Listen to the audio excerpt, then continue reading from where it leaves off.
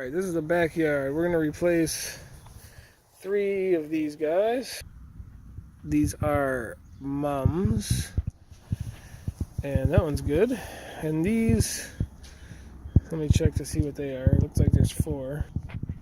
That's what it is, the wild berry. And this one's a daisy. So it looks like there was 3 of the daisies. So 1, 2, 3. Then the wild berry thing, and probably something here. Could use one here, maybe there too. So 3, 4, 5, 6, 7, 8. Then over here we got some blue star junipers. 2 of them. One right there. One right there. And then about a yard of black mulch.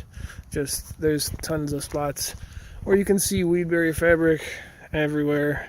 A yard will do it. A yard will be plenty. And that's it.